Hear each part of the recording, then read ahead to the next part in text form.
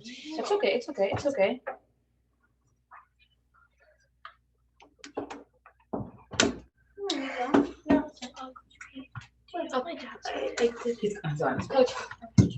Not yet. Not yet. Oh no, we need the battery. But not. Oh, we can use it if that doesn't work. This is your backup plan. No. No. Yes. No. No. Huh? We need this for both. Oh, Yeah. okay. Okay, got it. Got it. Okay. Okay. Permissions. Put the battery on. Ow. Oh, and put it yeah. Good. Oh, you have to put it inside. Yeah. No, no, you don't have to put it inside for now. That's what Coach Ram said. So that's This it. is bathroom. Okay. Hi. Oh, Hello. Oh, hi, Mr. Sunday. Hi. Hi. Good to see you. All set? Yeah. Yeah. Awesome. I see Brian also is joining.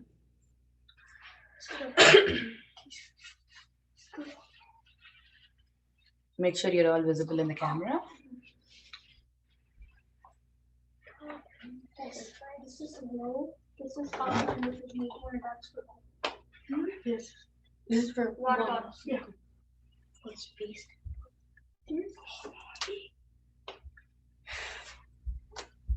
Hi. Hi. And I think Brian is still connecting, maybe. Oh, there we go. And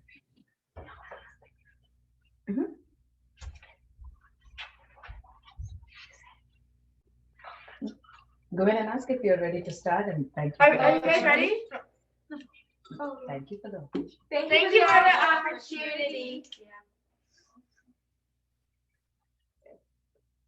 Oh, I think you're muted. Brian, I think you're muted. We don't hear your volume. Sure. Okay, yeah.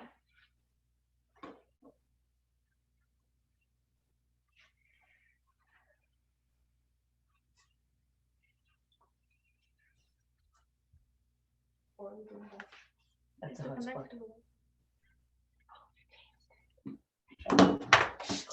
It's okay. It's okay. It's okay. Don't panic. You guys are doing great.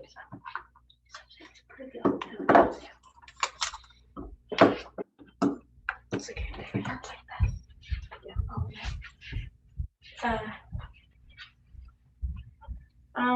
Is Okay, I believe I got the issues with my phone figured out. oh, no problem.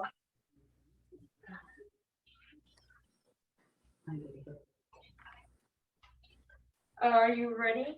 So we really want to thank you guys for like taking the opportunity in this like weather to listen to us, and whenever you're ready, we can start. I may have one more person from MoDOT be joining us. If we can give her just another minute or two. Her name is Jamie. All right, yeah, thank you. Okay.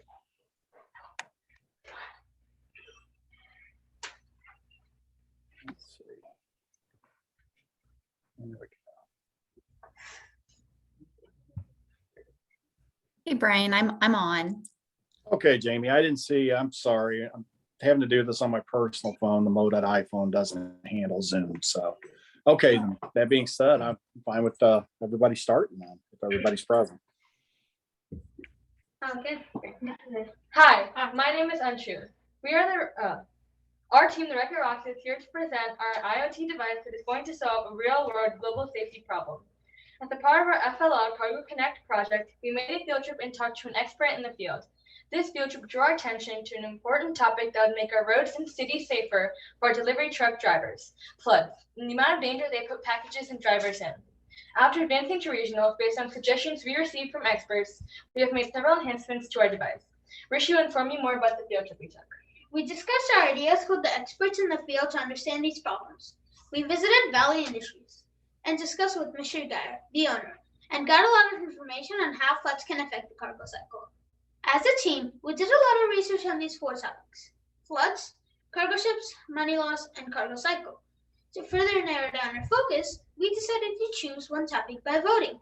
How floods affect the cargo cycle got the most votes from our team, and that's how we chose this problem to solve. Now Johnny will go into problems related to cargo.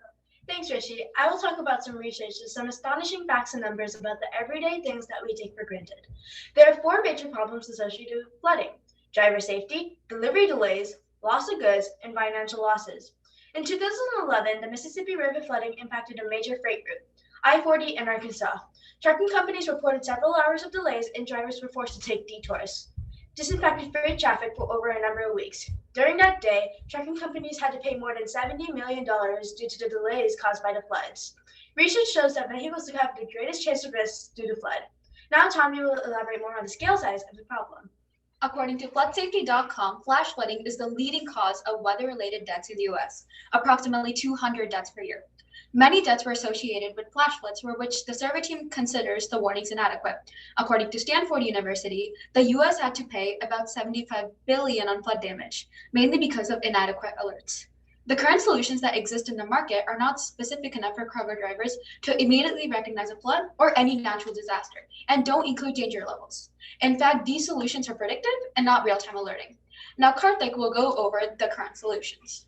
A current solution that's used by many is weather maps, but they only show the likelihood of a flood in an area. There are several other solutions for this problem that are not efficient enough.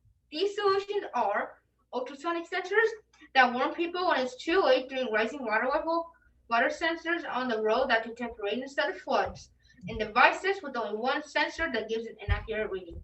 Aditi will now go into what our solution is and what our device is made out of. I'm going to give you a quick overview of our smart IoT device that'll help solve this major flooding problem. Our project idea is a device that uses sensors to detect the dangers associated with water levels and warn drivers on the road and alert communities. Our device contains 4 major components: 1, float sensors; 2, a solar power battery; 3, processors; and 4, sensory displays. The float sensors will detect the water in real time and will be activated during heavy storms and extreme weather.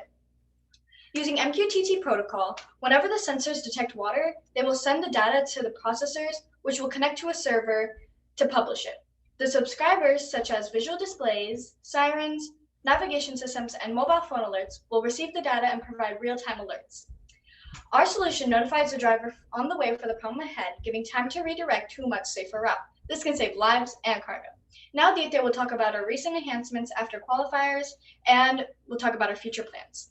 We demonstrated our device to several experts and made many enhancements iteratively to our initial solution.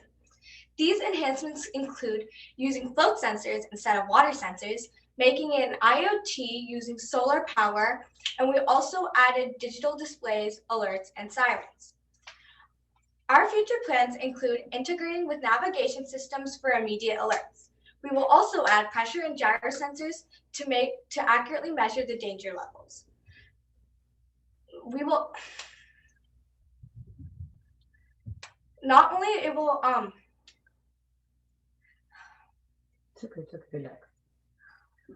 we will not only be able to pinpoint the exact location of the flooding, we will be able to send alerts to everyone near that area, which makes it safe and efficient. We filed a patent for our device, and we would like to present it to you to take it further. Thank you for your time and giving us the opportunity to present our idea. We have also prepared a prototype that we would like to show you. Would you be interested in seeing it? Okay, so Yes, this, please.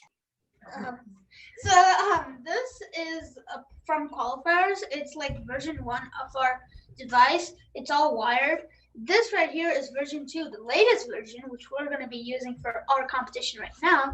And it's all wireless, as you can see, with solar panels for self-sufficient needs. All right, so in our version 1, we have 3 water sensors, siren and warning lights, battery, and just a little display for the Google Map to give you a feel. But as you can see, all of this is wired. But in our version 2 prototype, the latest version, we have solar panels, we have a Node MCU, float sensors instead of water sensors, which are way more accurate, text displays, and siren and warning lights for first responders. As you can see, there's a tube-like structure around our sensors in our first prototype, and this is so that the sensors don't detect the rainfall or snow that's coming up, but instead the floodwater that rises up. In our latest version, because we're using float sensors, they won't get activated because it's coming down. But instead, because of the water, if they float, that means it's activated. So we're going to be using Rishi, can you bring the device, if possible, closer to the camera so we can see what's happening, if possible? Yeah, sure.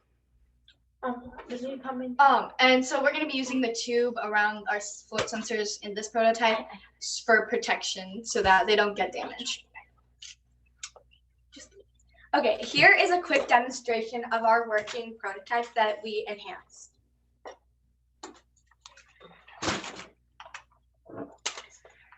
We're currently pouring water into this. One second. The camera is focusing onto the devices. Give them a minute to digest.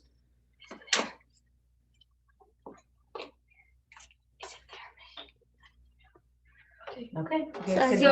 As you can see on the text display, the device says that the text display, it shows that caution, which means the water level is at 2 feet, and there's also a visual alert here.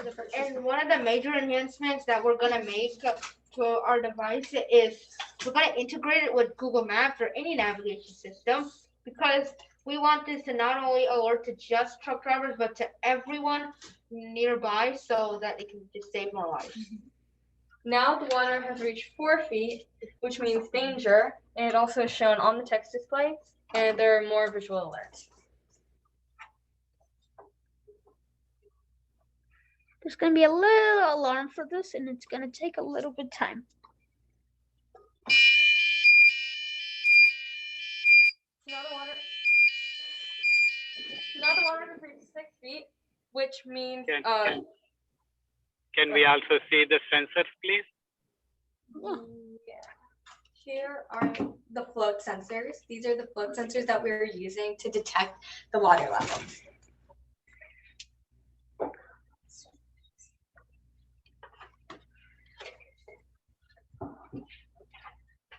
So when the water reaches 6 feet, we have more visual alerts, and the text display says "Do not pass," and we also have an alarm to notify nearby first responders and neighborhoods. And just like a quick demonstration, we would like to show you our qualifiers prototype, so the older version.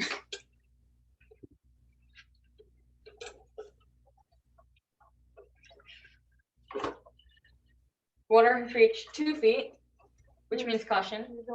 There's a light. And as you can see that this prototype is wired, unlike our new prototype. Now the water reached 4 feet, which means danger. And there's a slight siren there too. You can't really hear it. And there's going to be a siren on this next time. Yeah. So now the water has reached 6 feet, which means do not pass. And that was our old prototype.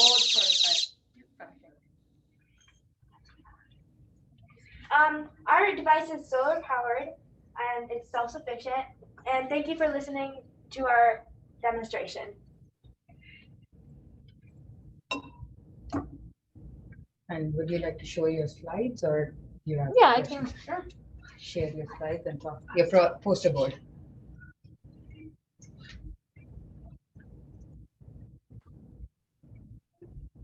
Yeah, go ahead, guys. You can. Ready to talk about your poster board. This is the team. This is our team. So we are the Wreck-It Rockets, and we're currently participating in FLL, which is First Lego League, which is a robotics competition. And this year's theme is Cargo Connect, which we basically find problems based on cargo in our everyday life. And so we have a team of 6th and 7th graders, and we go to Crestview, MICDS, and John Burroughs, and we all have several years of FLL. We include the core values in everything we do, and the 6 core values are discovery, innovation, inclusion, impact, teamwork, and fun. So in whatever we do, whether it's innovation project or our robotics game, we always make sure we have all 6 core values included. So this is our project statement. So it is identify a problem and come up with a solution associated with cargo, share it with others, and refine.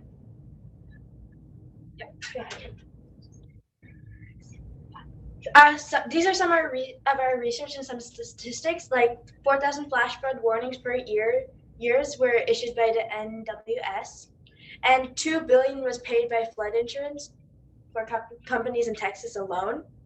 75 million due to the flood damage in U.S. And 68% of freight gets carried on trucks, which having the highest chance of risk in floods.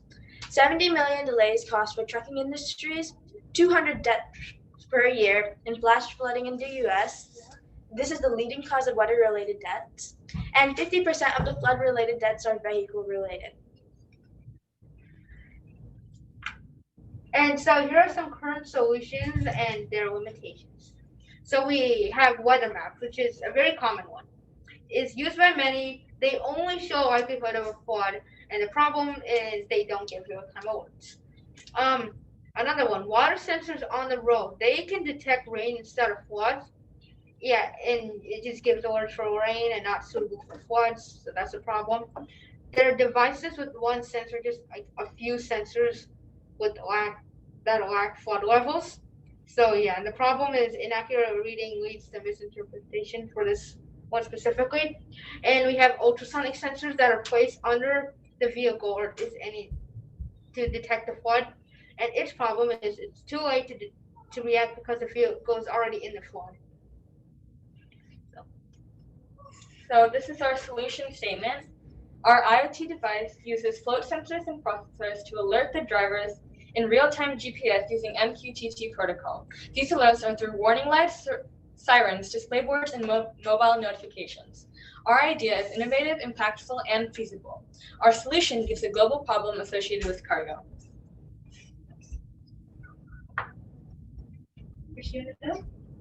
Okay.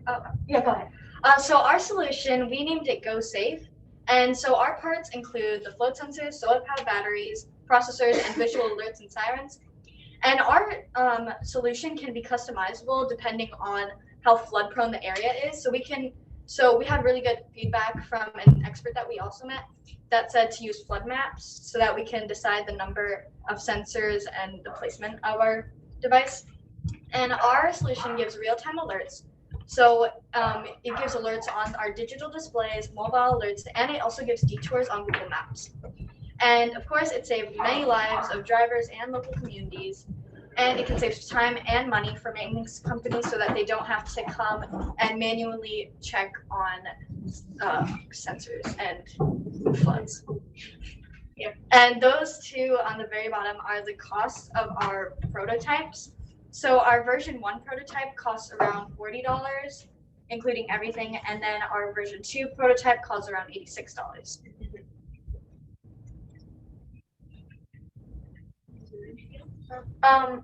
So our future plans are to include pressure sensors to detect the speed of the flood, and we also wanted to add redundant sensors so they are a backup in case a sensor stops working or fails. And we also wanted to add GPS connections so that phones can get alerts of where the floods are and detour options. And we wanted to also incorporate this with flood maps so we can put more sensors in more flood-prone areas. And we also wanted to add LoRa or long range and delays so we can communicate to remote areas. So this is our outreach. So during our FLL season, we visited a company and we met with a lot of experts and other teams to improve our product. So some of the companies or agencies that we met were Valley Industries and you guys. And so the experts were Mr. Jim Geyer, who's the owner of Valley Industries, Mr. Bob Becker, who is a district. Oh, okay. So, yeah. Okay, yeah. So more experts that you can see there. We also met with a few mentors, like past FLL teams. And the FLL teams that we met with are the Cargos and the Eco-Friendly Transporters, and the Masterminds. Oh, that's our prototype logo. Yeah. So, do you guys have any feedback for us? Yeah, we would love any. Yeah. Or any questions?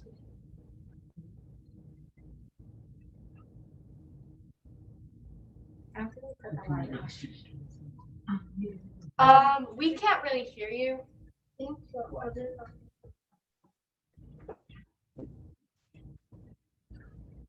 Hey, fantastic job thinking this out, guys. And you're absolutely correct. Pardon me? Thank you. Oh, thank you. But I just wanted to say, great job thinking this out, and you're absolutely correct. This is a huge problem nationally with regard to flash flooding.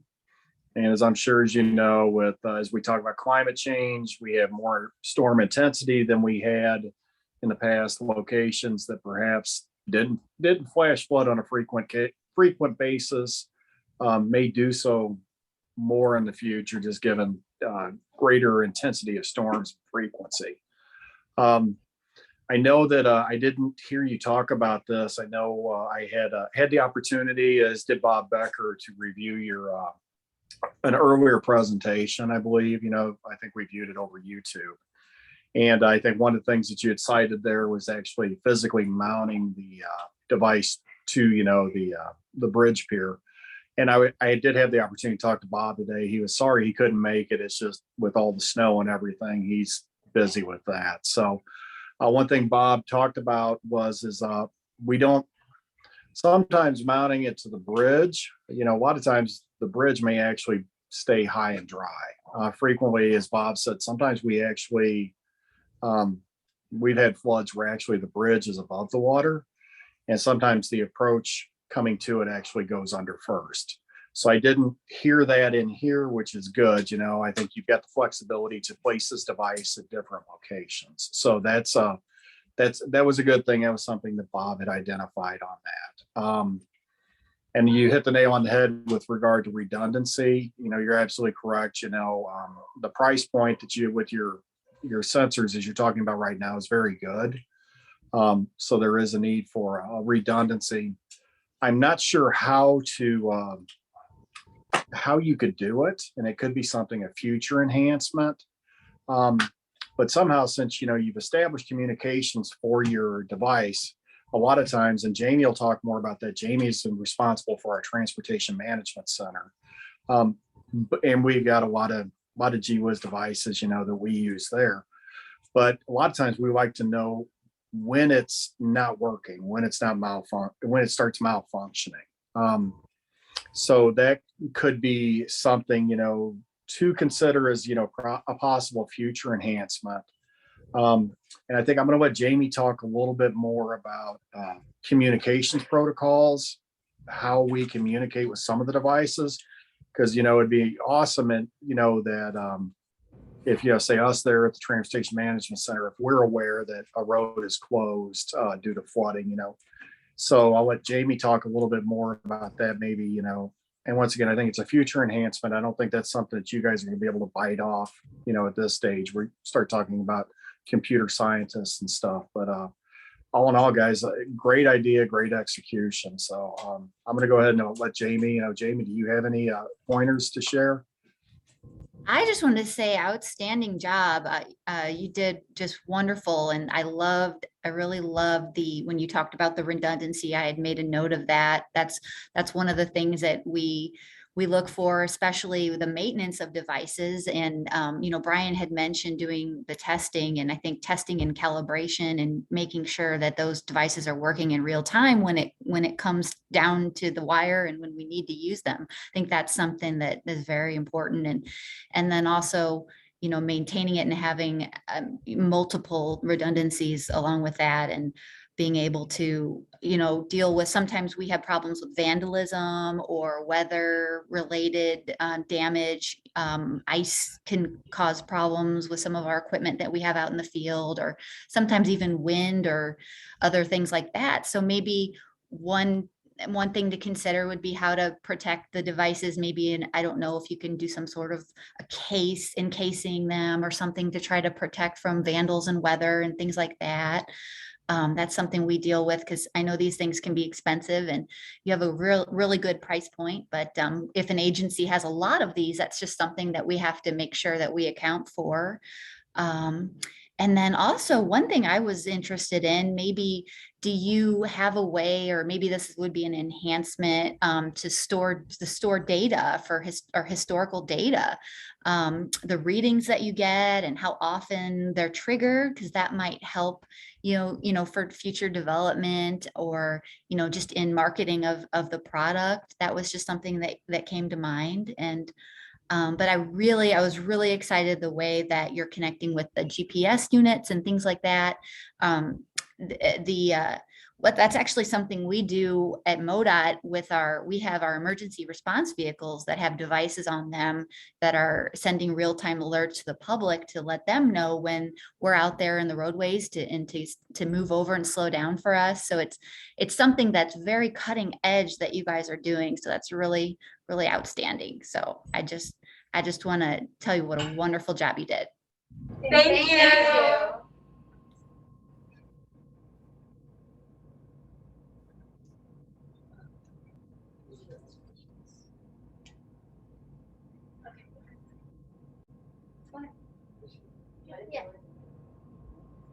Good. Guys, do you have any questions for Brian and Jamie? Yeah. So, what type of devices do you use to detect floods? Do you have any? Yeah. So we have our RWIS weather stations spread throughout our district. I believe we only have about 12 to 15 of those across the 5-state area, and they're able to detect, correct me if I'm wrong, Brian, but it's barometric pressure. I don't believe that we actually detect for rain levels or that. Is that right? No, I did. Yeah, no, I mean, I believe I don't believe it actually measures. It's more of is the pavement wet, wet or dry, pavement temperatures and everything. And I can't speak, I will say, I can only speak to the MoDOT St. Louis district, which is composed of Jefferson, Franklin, St. Charles County, St. Louis County, St. Louis City. I am not aware of any flood warning devices and that we have. However, I do know that, we've had vendors come in and they've been rather simplistic, where it just would light up a sign, if you will. There may be a sign with a flasher on it, something very basic. So like Jamie said, with regard to GPS, communications, pushing it out to traveler applications, be that Google Maps. There are other ones, Apple Maps, Waze. Great thing is once you have established that communications protocol, it opens things wide. So while I am not aware of any that we have, I can't say that there are none in the state. So. Thank you, Brian and Jamie. All right, so if there are no more questions, we'll wrap up. Thank you, Jamie and Brian. By the way, very quick question. One moment. Can I ask it? Yeah. So if we get qualified or not in the regionals, which is the day after tomorrow, can we still approach you if you like this idea? Is it something that we can come to you in future and say, is it something that we can proceed with? What are the next steps for this team? Well, a lot of times, and I've seen a lot of products that have started out and have really taken off. I guess the tough thing is to move from the idea and the concept to production. I've actually seen companies that become overwhelmed when their product was so good that they couldn't meet production. So I think the thing is probably to,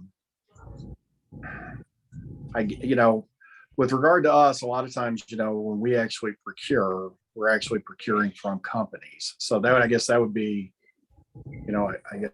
how to grow your business model. So I don't know, Jamie, if you got better guidance on that. I mean, we're here as a resource to talk to about it. Yeah, I would just add that, the typical process for MoDOT to incorporate a device into our projects and implementation, we would have an approved products list, and you would submit a list of specifications and that we would review. And so that would be like general steps for a project once it's already, or excuse me, a product once it's already developed. So that might be something to think through. Thank you. Thank you so much. Thanks a lot. Thank you for your time. Thank you. Thank you all. Good Thank luck. you. Good luck. Yeah. Thank you.